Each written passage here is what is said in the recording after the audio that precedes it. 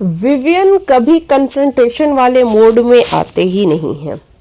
Hero Vivian hero की तरह नजर ही नहीं आ रहे हैं। अगर कुछ बिग बॉस में याद किया जाएगा विवियन से रिलेटेड तो विवियन और उनकी कॉफ़ी, बस यही याद किया जाएगा। कुछ इस तरीके के सवाल उठाए हैं सलमान सर ने वीकेंड के वार पे।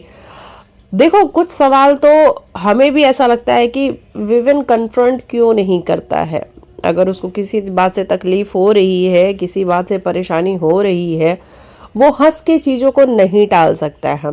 पहले हम करण को कहा करते थे कि करण हंस के चीज़ों को टाल देता है, वो कन्फ्रंट नहीं करता है, सामना नहीं करता है। अब सेम विवियन भी तो वही कर रहा है ना, वही सारी चीज़ें रिपीट कर रहा है। और वाकई में जिस तरीके से विवियन शो में आया था, उसके जो एक ऊंची टोन है उसकी, उसका जो बात करने का लहजा है, वो लोगों को काफ़ी पसंद आया। लोगों को एक बड़ा सा स्टार टीवी का देखने को मिला रियलिटी शो में, लोगों को वो भी बहुत अप्रिशिएटिंग लगा, बहुत मज़ा आया। लेकिन धीरे धीरे धीरे धीरे जब करण की बैशिंग शुरू होनी हुई तो इधर विवियन जो है चुगलियों में लग गए। उनको लगा कि ईशा सिंह के साथ बैठ के हम बातें कर लेते हैं, करणवीर कैसे बुरा है।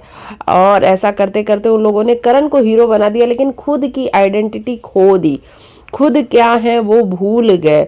और अब वो सारी चीज़ें विवियन डिसेना के ऊपर महंगी पड़ रही हैं, भारी पड़ रही हैं कि आज तक अभी तक विवियन की बैशिंग नहीं हुई थी, लेकिन इस वीकेंड के वार पे विवियन को सीधा ये कहा जा रहा है कि हीरो विवियन हीरो नज़र ही नहीं आ रहे हैं।